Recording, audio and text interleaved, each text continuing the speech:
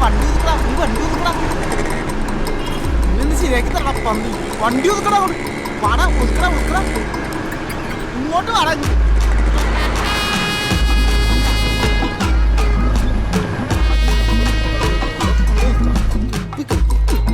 ഇങ്ങോട്ട് പാടാ പാടാ പാടാ പാടാ ശരിയാക്കി തരണം. ഇങ്ങോട്ട് ഇറങ്ങടാ നീ കാര്യം പറഞ്ഞ പല്ലിൽ തുപ്പണോ? 2000 രൂപയുടെ ഷർട്ടാണ് മനസ്സിലായ? പൈസ നീ മന്നിക്കണ്ട മന്നിക്കണ്ട. നിന്റെ നിന്റെ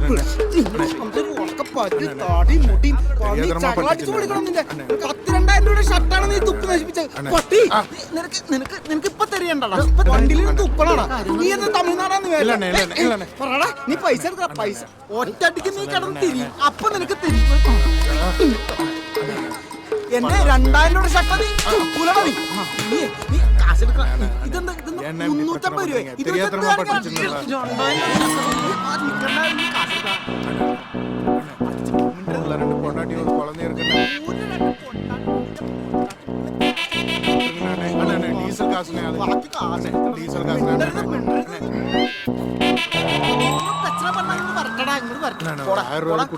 വണ്ടിയിലെ ഡീസൽ വണ്ടിയാ നീ എന്റെ മേത്ത് തുപ്പിട്ട് നീ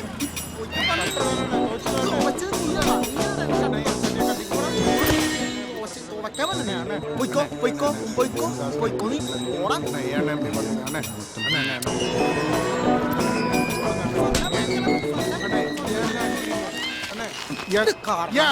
അവന് വണ്ടിക്കകത്ത് തുപ്പണം പല്ലിയേച്ച് തുപ്പണ്. എന്നാ നീ വണ്ടിക്കകത്ത് അപ്പിടാ. ട്രൈ പண்றேன்.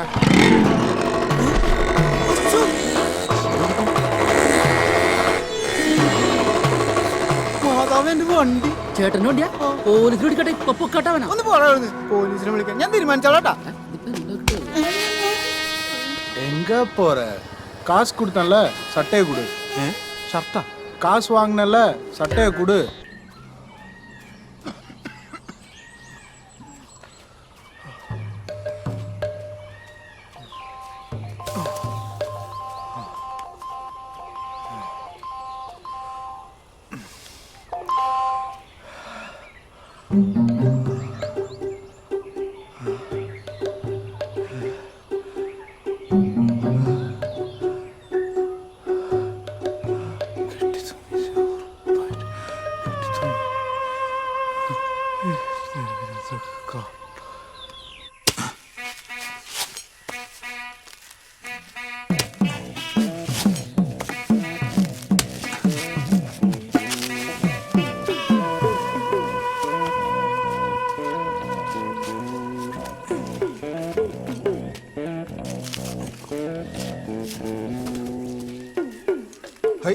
എന്താ പറ്റി നിനക്ക്? ആരെങ്കിലും നിന്നെ തല്ലിയാ? ഒന്നും പറയണ്ട എന്റെ വിളിച്ചേട്ടാ. ഒരു പട്ടി ഓടിപ്പിച്ചിട്ടതാ. പട്ടി ഓടിച്ചിട്ട് എങ്ങനെയാടാ കണ്ണൊക്കെ ചോന്നിരിക്കണേ? അത് ഓടിപ്പിച്ചിട്ടിപ്പോ മധുരചാറിന്റെ ഇടയിലേ കാല് തെറ്റി വീണ്. ആ മഞ്ഞമാലുള്ള വീട്ടിലെ പട്ടിയല്ലേ? ഒരു ജാതി സാധനം ഇഷ്ടത്. ഒരു മകതിരില്ലാത്ത സൈസാ. പട്ടീനെ കടിച്ചില്ലല്ലോ. എന്നാ പിന്നെ നമ്മളിത് മരുന്നുണ്ട്. ഓ ശരിക്കും ക്ഷീണിച്ചു. അങ്ങട് പിഴിഞ്ഞ അങ്ങോട്ട് വെച്ചു. കണ്ണിലാണോ കമ്മ്യൂണിസ്റ്റ് ചോദിക്കണ വിളിച്ചേട്ടാ? കമ്മ്യൂണിസ്റ്റ് നല്ലതാടാ. അറിയാം.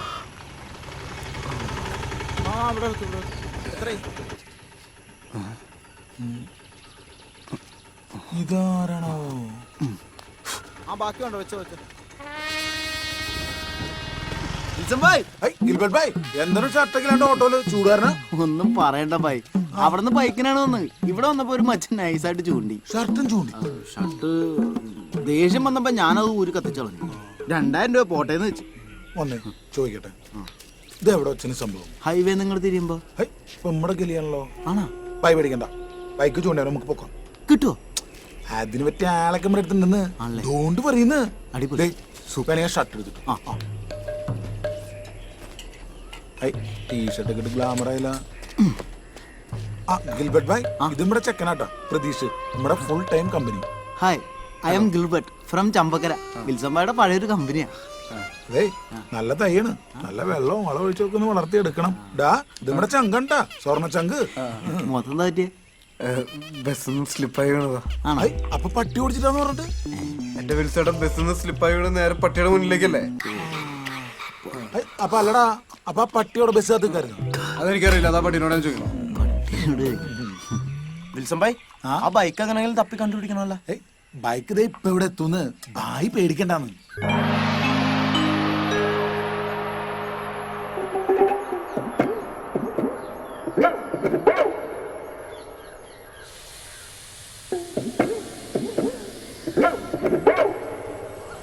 ശരി, വൈകിട്ട് വേണം. ആ ശരിടാ.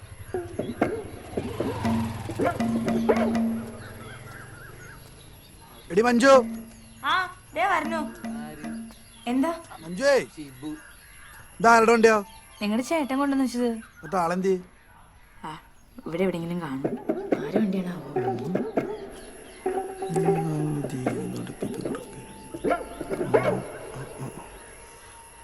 ഇവിടെ ഇരിക്കണല്ലേ, ശരിയാക്കി തരാം കേട്ടോ.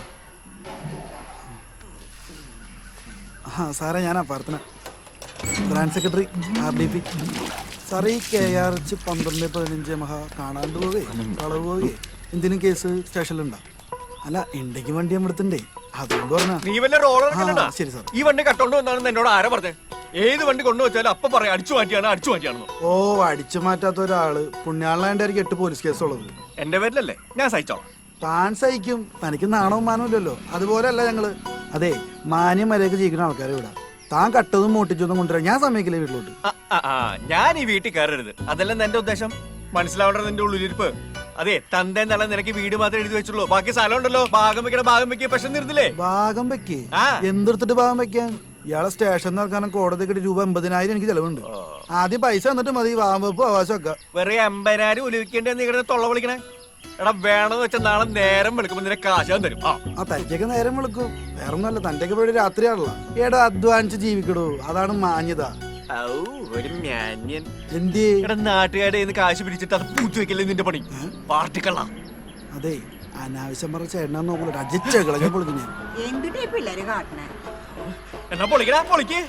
അതെ, കാര്യം പറയുമ്പോ ചേട്ടനെ കൈയും കൊണ്ട് കാര്യമൊന്നുമില്ല.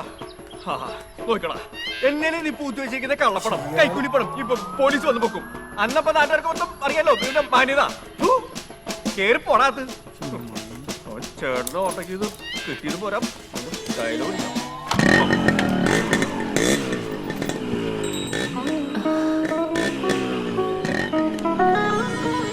വെച്ചിട്ടുണ്ടോ എനിക്ക്?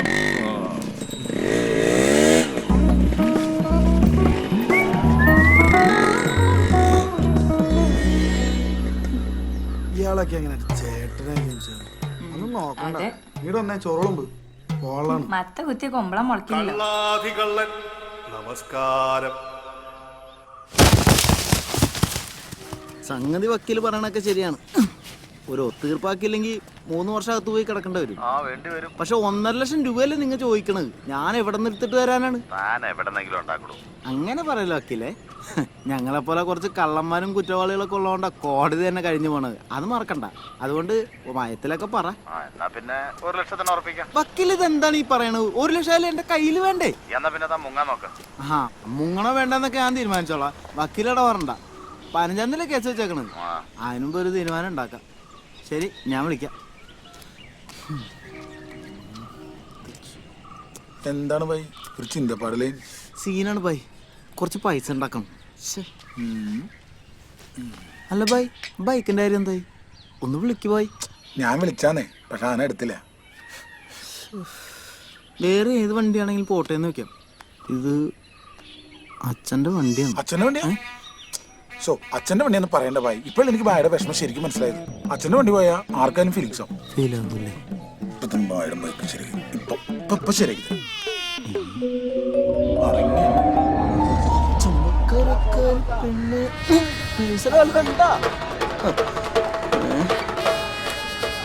ഒരു കൊച്ചു മാരുതിക്കാർ കിട്ടിയത്.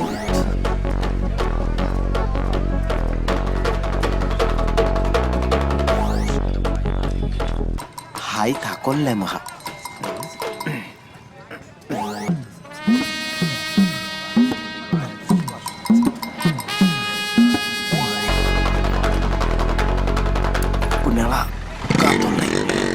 അയ്യോ എന്റെ വണ്ടി ദാ, ദാ.